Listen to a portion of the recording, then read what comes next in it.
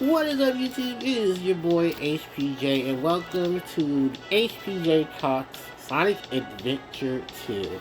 It has been 25 years since my favorite game of all time has been released. Just before I go any further, the music you hear in the background, that is from Hot Sehwani. If you guys want to know about Hot Sehwani, you can check him out on social media, YouTube, Facebook, Instagram, I believe Bluesky, and much more. But I'll leave a link to the YouTube channel for Hot Sehwani.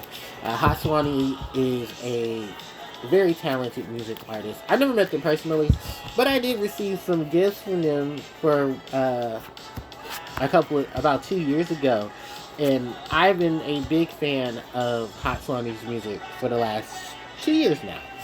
Very amazing and very talented artist.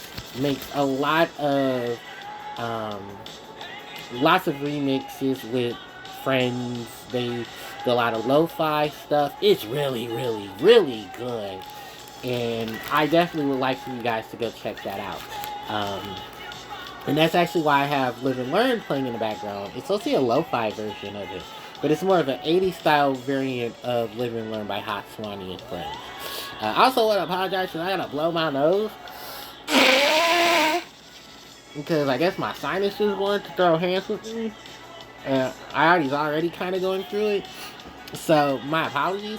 But I wanted to really talk about Sonic the Hedgehog, especially Sonic Adventure 2, because this is my favorite game of all time. And anyone who knows me and ever asked me what is my favorite game of all time is this one. I have spent tons of hours in it. I enjoy this game through and back. Its soundtrack is amazing. Its story is amazing. And it has probably one of my favorite rosters of Sonic characters. I think close to it being Sonic Advance 2, and then probably some of the modern games, but most of them are just like racers and stuff that have multiple characters in it. Sonic Adventure 2 is basically right after Sonic Adventure. Eggman, in terms of the story, finds his grandfather's journal, Gerald Robotnik, who he was a researcher on for the military, a gun, if you will. This first introduction to gun. The Government United Nations is what GUN stands for. And according to GUN, Gerald was one of their highest researchers. Apparently, 50 years prior to, Gerald was working on research called Project Shadow. And until the project itself was shut down, but further research on it was held in secret by the military. So, Eggman decides to pay a visit to Prison Island by basically infiltrating Prison Island and trying to uncover what secrets they had on his late grandfather. This entails the first level of the Dark Side story. If you're playing Hero Side story, well, this is a couple of days after the events of what goes on at the research facility. At the prison, at the military facility, where Eggman meets Shadow the Hedgehog, a hedgehog created by Gerald Robotnik, who he created as the ultimate life form. Shadow demonstrates his powers by beating up one of the high military security robots, Bigfoot. And in terms of that, Shadow tells Eggman, well, if you want to know more about what's going on, I want you to follow me. No, I want you to meet me on the Space Colony Ark. And get the 7 Chaos Emeralds, meet me at the Space Colony. Eggman is like, okay, question mark? Well, if you know, Eggman, he's gonna do such. This is where Knuckles gets involved in this, as Knuckles and Eggman, this is how we get introduced to Rouge the Bat. Rouge is a treasure hunter, similar to that of Knuckles, but she's more of a treasure hunter in the sense of a jewel thief. Rouge then uncovers, God, I love this song. This is Chill Into the Mellow, Aquatic Mind. And according to this, so throughout the history, through the story, Eggman tries to steal the Master Emerald so he can track down the other emeralds. Knuckles breaks the Master Emerald, and him and Rouge go on a whole treasure hunting spree to find the pieces of the Master Emerald. In the process of this, Sonic gets captured by the military because they mistaken him for Shadow, and he's working with Eggman. Apparently, he goes willingly so he can prove his innocence, but after a while, he gets bored. So at that point, Sonic breaks out of the military hold, goes through what is not San Francisco, only to then run into another robot by the military to try to slow down and capture Sonic.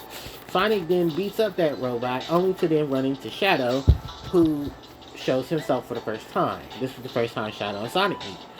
Shadow uses Chaos Control, showing off a little bit to Sonic, who calls him a fake hedgehog and tells him, "I am the ultimate life form, Shadow the Hedgehog. We will meet again, farewell." And then he dozes off. Sonic's like, what in the world is going on? And then that's when the military captures Sonic. So in this point of time, Sonic gets captured by the military, only to then uncover that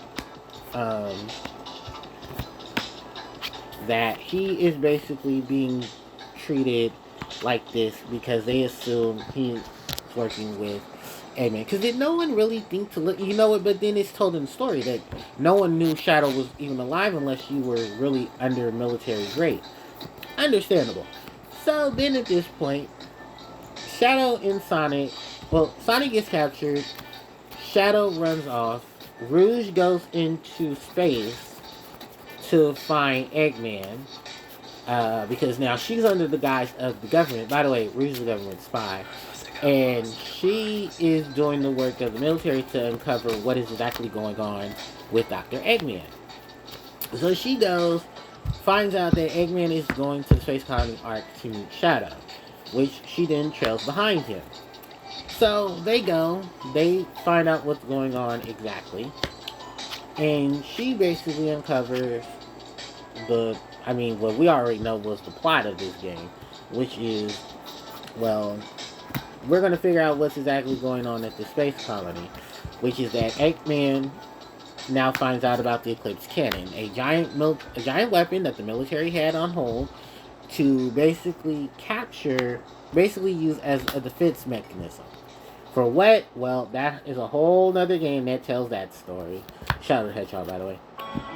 And during this whole situation, they basically meet up, Team Dark. Well, yeah, the dark side. You might as well call them Team Dark. This is Team Dark before there's a Omega, by the way. And while they don't really trust Rouge, they're like, well, if she knows where the Chaos Emeralds are, she can't be too bad. But we're going to keep an eye on her. They go back to the military island where Shadow was and Eggman broke Shadow out of. And Eggman creates a distraction only for the Tails to wind up there because he's looking for Sonic. Amy's also there because she's trying to break her man out of jail, which, girl, it's been like 10 years. He's still not your man. Find somebody new. So she winds up running into Eggman. She's like, oh my god, it's Eggman. Who is this hedgehog I just tried to cut off on? Like, this is my man, because that ain't your man, girl. And she basically almost gets beat up by Egg. Well, she's in danger. Tails goes in there and is like, Amy, I got you. And Tails comes to her rescue. Floating off Eggman, he runs off, not before finding out that Eggman has planted bombs all over the goddamn plant. Well, he doesn't know that yet. They actually don't know this yet. They find this out after Sonic and Shadow have their fight. Because by this point, it is so much stuff that goes on into this. This is why I love Sonic Adventure 2. It takes me a while to actually give you guys a full story about Sonic Adventure 2. Because there is so much to this. But I'm going to do my best. So, Sonic gets freed by Amy and Tails, which, yay, frenzies. And they uncover that, I guess, because you don't really realize this till you look at it, Sonic is in the same cell that they had Gerald in, which you'll learn later was the same cell that they used the firing squad on Gerald. Gerald was that much of a threat they had to use a firing squad on him. I'm not joking. That is legitimately true. They had to use a firing squad on Dr. Gerald Robotnik. It is crazy. So, throughout this, you learn, that the planets, they're trying to blow up the island so they can cover their tracks. Rouge is is in one of the security hall cells with the Chaos Emeralds, and she can't get out. Shadow and Sonic have to end their fight early so that he can go help Rouge, so that so they can get Chaos Emeralds. It's hilarious, but it's so true, besties. And after this point, the island blows up. Rouge is saved. Tails find Sonic. They fly off, and then a couple of Knuckles levels, couple of this. They go into Day X. Eggman shows up the Eclipse Cannon. They blow off half the moon. Eggman can't use the cannon again until he gets all the pieces for the cannon back, which is hilarious, by the way. It was like, dude, you did all of that to blow up a cannon? I mean, blow up part of the moon? That is hilarious. But it's true. Because this is Great A Eggman, if anybody knows this. So, at that point in time, what ends up happening there? Oh, so they're trying to figure out where... So, Sonic and Tails and Amy are trying to figure out where is Eggman. They get pursued by the military. And then at this point, they're like, alright, well, we only got a couple of options. Let's make some things work. And they end up doing that. So, Sonic and Amy... Well, Sonic runs off, Amy runs off. Then apparently... what else happened? I'm sorry, because there's a whole lot you gotta unpack here with this game. So... basically, if I'm not mistaken, yeah, because then that's when they uncover some more stuff about what was going on. The president is in connections with Eggman to try to stop all of this, and that's how they intercept. I'm trying to remember SA2's plot. It's a lot, but they intercept the transmission. Tails finds out that Eggman is transmitting from Space Colony Arc. Sonic tells the president, don't worry, we got this. And he's like, oh, okay. And then what they don't know is that Rouge is talking to the president at this point, basically telling him what's going on. He's like, well, I need you to hurry up, speed this up, and figure out what's going on, because now I got people jumping down my throat. And we need to save the world. So she basically tracks down Tails, because, she can't blow a cover, only to find out that Tails, Sonic, Amy, and Knuckles are now making their way to Eggman. So Eggman is going to intercept them before they can get to the space colony, because apparently that's where he thinks that they're heading. They went into him. They go through the pyramids to find him. Well, actually, they're not even looking for him. What they're actually looking for is the rockets to get to the space colony. Eggman tries to intercept them. It fails. Then Eggman himself gets captured, Eggman himself gets tricked up. They're all in space now, because after foiling Eggman's beautiful plan, by the way, this is where you discover that, like, a whole bunch of stuff gets discovered, by the way. It's pretty much revolutionary for the series. But at the end of it, Knuckles gets his Master Emerald back. Rouge discovers that Shadow there may be more than one ultimate life form created by Gerald. Shadow is basically the end result of the is the final project of the ultimate life form. Poor Amy, she gets captured by Eggman. Eggman threatens Sonic by telling him, if you don't give me the emerald, I'm going to kill her. Which, yeah, they got real dark with this story. And apparently it was supposed to be even darker. They meet in the same exact room where Shadow gets sunk into space. Sonic gets encapsulated in a similar capsule, thrown into space for not giving the Chaos Emerald, because, spoilers, Tails snitches himself out and says that, how did you know we were going to give you a fake emerald? He's like, well, because you told me, but in reality, no, Eggman already knew because before he got back to the colony, he already seen that they were trying to trick him with a fake chaos symbol. That shit was hilarious, by the way. Y'all really thought y'all was going to do something against Dr. Eggman with a fake chaos symbol. Come on now, y'all. This is Eggy. Y'all really thought that was going to work? So then at that point, Eggman decided he had enough of their bullshit. And he did have enough of their bullshit. So he ended up basically, what did Eggman end up doing? I should remember this. Oh, so he sends the castle off into space. The castle blows up. Sonic uses chaos control, because people don't realize Sonic knows how to use chaos control, because that was something that they never really pointed out, that Sonic trying to use chaos control, right? So he ends up using chaos control for the first time, warps out of the capsule, and then saves himself. Because he runs into Knuckles, who has already gotten the Master Emerald, by the way. And Eggman and Tails have their bow out, where Tails is supposed to win, Eggman is supposed to run off with the Chaos Emerald, to then try to put the Chaos Emerald into the setup for the Chaos Emeralds for the Eclipse Cannon, which he uses to warn to threaten the planet with. So in this whole mix of situations, right? Because this is hilarious. Eggman then discovers that the Eclipse Cannon is not working because Sonic got to it in time to stop the cannon from going off. So in the final story, they discover that, yeah, it was, who was it?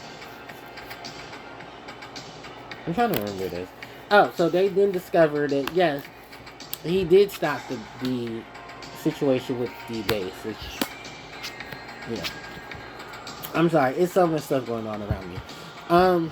So they stopped Eggman, only to find out that Gerald had a backup plan for in case anybody tried to stop the cannon from going off under him or Shadow, there would be a failsafe. I think this was after the fact that they did kill his granddaughter, and he had every right to go off.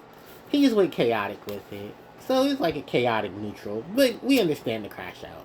Like, y'all really did just shoot my granddaughter, capture me, put me in a hell cell, and then shoot me. So I guess he had all of this planned already. So then at that point, it went from there to, alright, well, I'm just going to make sure that the whole space colony implodes into the planet.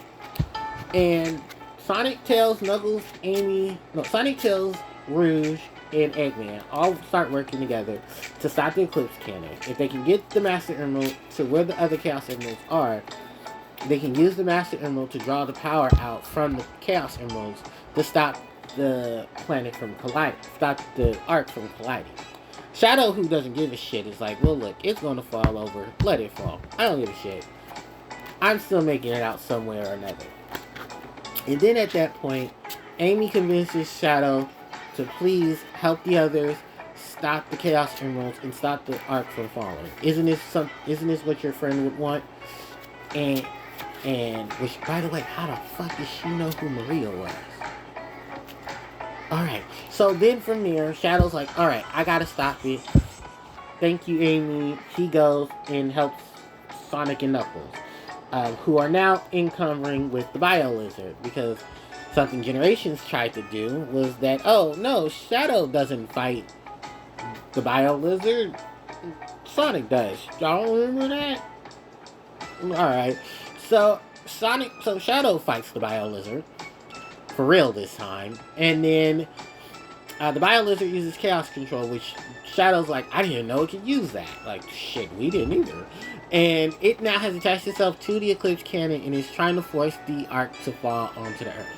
Shadow and Sonic then use the powers of the Chaos Emeralds to become Super Sonic and Super Shadow, and this is where Live and Learn plays, and they go to fight the Bio Lizard. They succeed in stopping the Bio Lizard, use Chaos Control to warp the Space Colony arc back into place. Shadow then loses all his energy and starts falling to the Earth. Sonic did try to help him, but it was too late by then because it was so much energy used to basically stop the spread of the Master Emerald, which was very, like I said, it's a very telling story. Um, so many things added to this. It was just one thing after another after another. It's probably, like I said, one of my favorite situations when it comes to the Sonic franchise. It really is. And, oh, you know what? Yeah, it's probably one of my favorite parts of the Sonic franchise. No lie. Like, SA2's story is amazing. And at the end of it, which is supposed to be the end of the Shadow, and apparently the end of the arc for the Adventure series, they don't kill Shadow off right away. They end up basically using Shadow in Sonic Heroes, but that's for Sonic Heroes thing. So, things about Sonic Adventure 2 that you guys should know. SA2 was initially written in America. Then they sent the transcripts and they sent the script over to to Japan for the Japanese version. Well, the Japanese version was liked so much that they retranslated the script to then retranslate the game. I'm not joking. They literally translated a translation of the script that they wrote here in America, by the way. Sonic Institute of America, which was in San Francisco at the time, which is the major inspiration for so many different parts of Sonic Adventure 2, by the way. And at that point, they're like, okay, well, we kind of oopie-doop. Let's just go with what we have, which is why all those different things are written to the history of Sonic Adventure 2. Also, Liza Minnelli, the famous Liza Minnelli. She is Rouge the Bat. Dean Bristow is Dr. Eggman. Ryan Drummond is Sonic again. And I believe they had a change in Knuckles and in Tails from the original games. Which unfortunately, I don't know who they are. John St. John is Big the Cat. His last role of part of the Sonic franchise was Omega in Sonic Heroes. Sadly enough, because of the fans' outcry for how bad some of the game modes were in Sonic Adventure 1, no Big, no Amy. They're relegated to characters. Well, Amy is part of the main cast, but she's a side character. And Big only appears in certain levels if you look in certain places, as well as certain cutscenes. Big will appear if you press certain button commands. Throughout the game itself, there are a total of 30 levels, including Sonic 6, Knuckles 5, Tails is 5, Rouge is 5, Eggman's 4, and Shadow's 4, which is crazy because for Shadow's debut game, he only got 4 levels. But Rouge got 5, which is also funny because this is her debut game as well. Most people don't acknowledge Rouge for this being her debut game, but this is her debut game too. According to multiple sources and multiple people who worked on SA2, levels were cut or given to other characters because other characters did not get the chance to be given the chance to use those assets.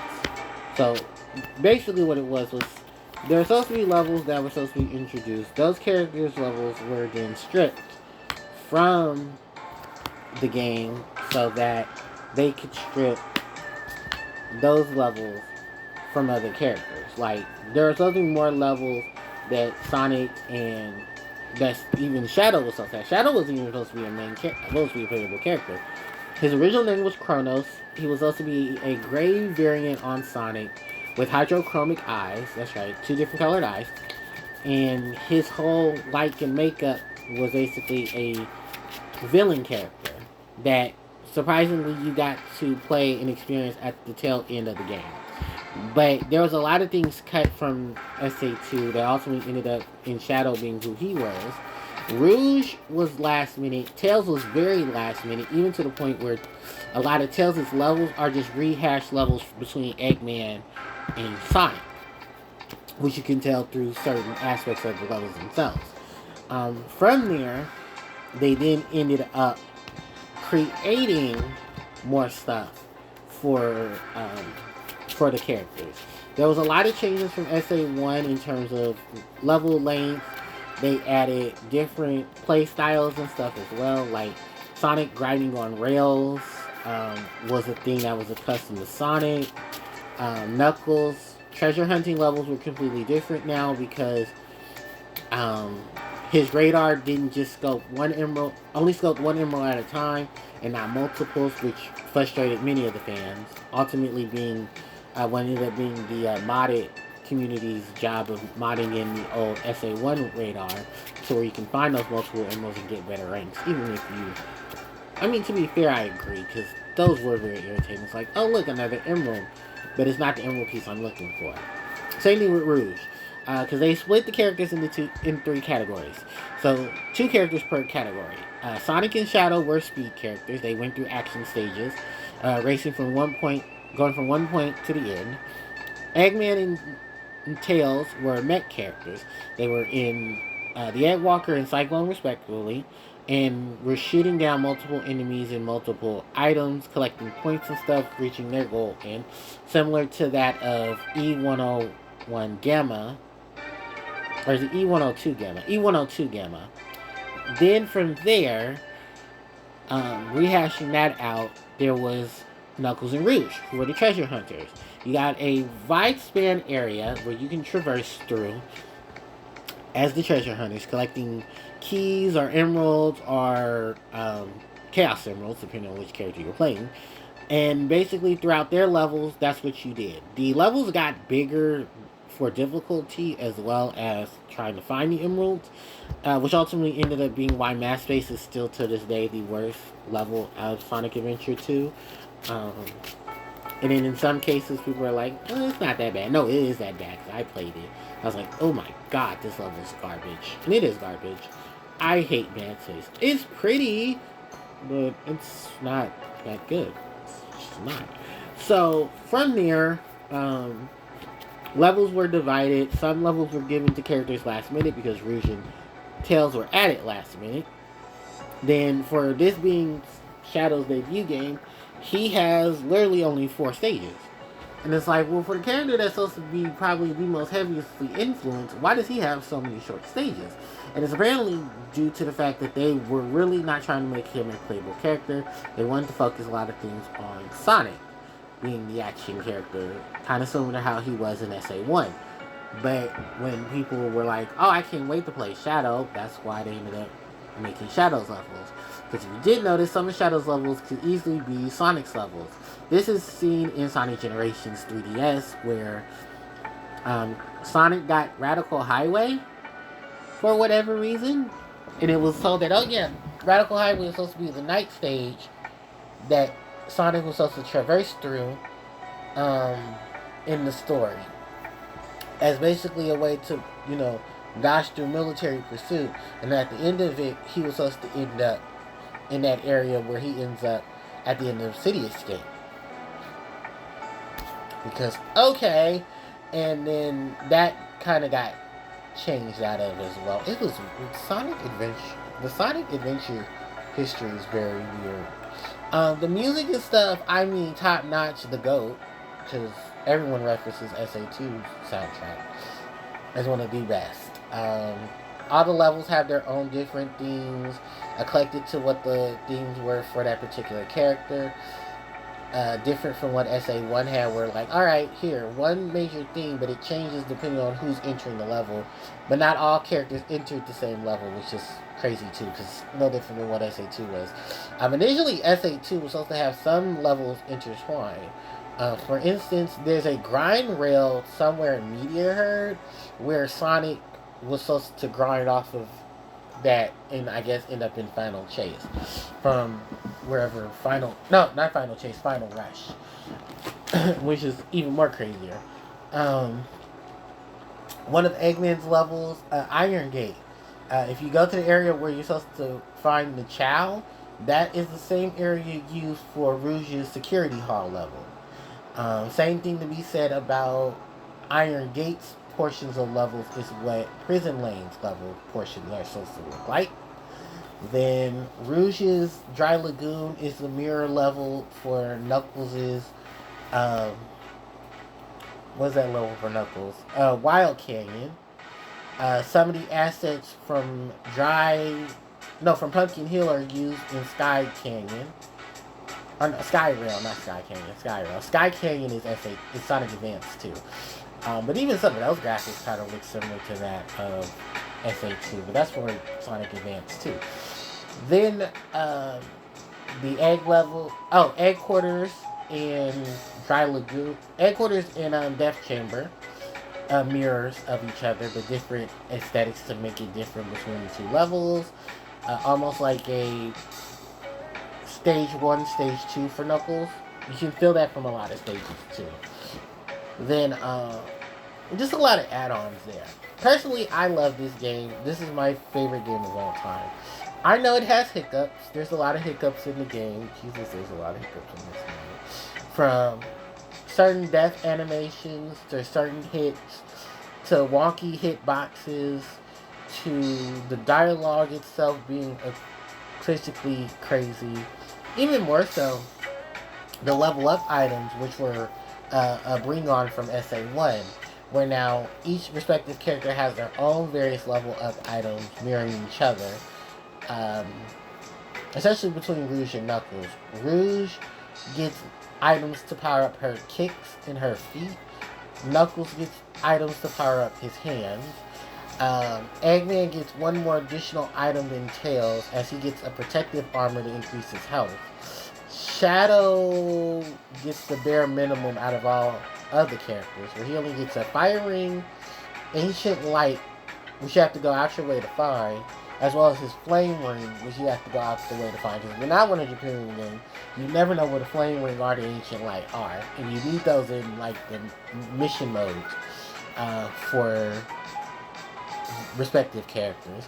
Because the ancient light from SA1 is in the game. You just have to look in obscure places to find it for both Sonic and Shadow. Then on that point, Sonic gets one more additional item, which is called the Magic Hand. And gets two additional items. He gets the Bounce Bracelet and the Magic Hand.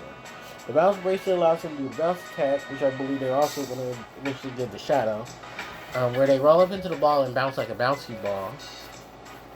And then the Magic Hands, which allows Sonic to turn enemies into amiibo.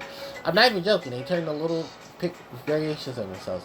But in order to get this item, you need the Bounce Bracelet and the Flame Ring. You don't get the Flame Ring to get the Crazy Gadget. You don't get the Bounce Bracelet to get the Pyramid Cave.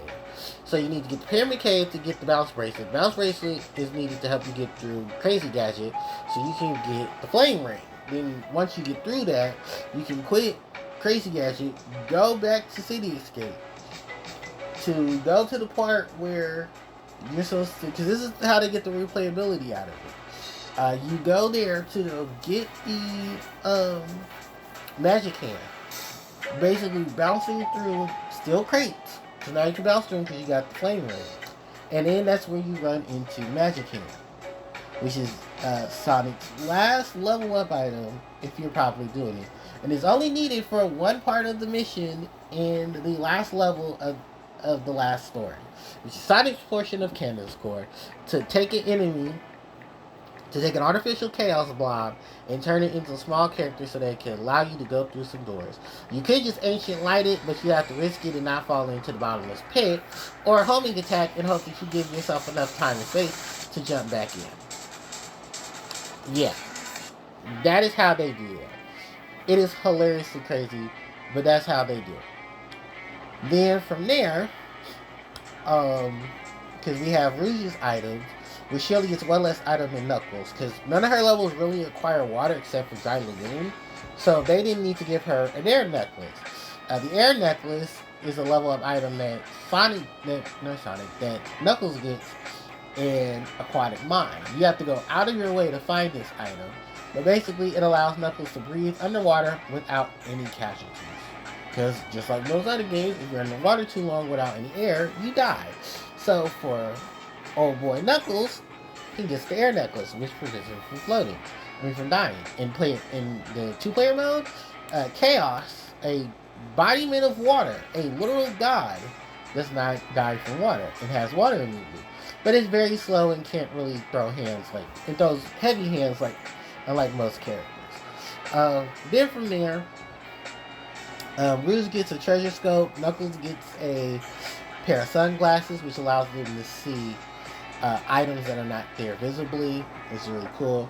Um, which I wish they had better controls for a lot of these because they're all back to like one button. Typical SA2 complaint. Eggman and Tails get basically the same items except for the protective armor, which Eggman gets in Cosmic Hall, but you have to like literally see it on your way down. Then, outside of that, really most of the stages are most of the stages. The story is story, which is still probably one of the best stories in Sonic history. Even I think even rivaling some of the newer Autism stories. I mean, Sonic Frontiers is not bad. Sonic Forces can eat shit. Racing games are racing games, so I'm not gonna throw that to them. But still, just amazing plateaus of things for what leads on into the series going forward from SA2 onward. Music. Oh, I love the music of SA2. It's some of the best things I've ever heard.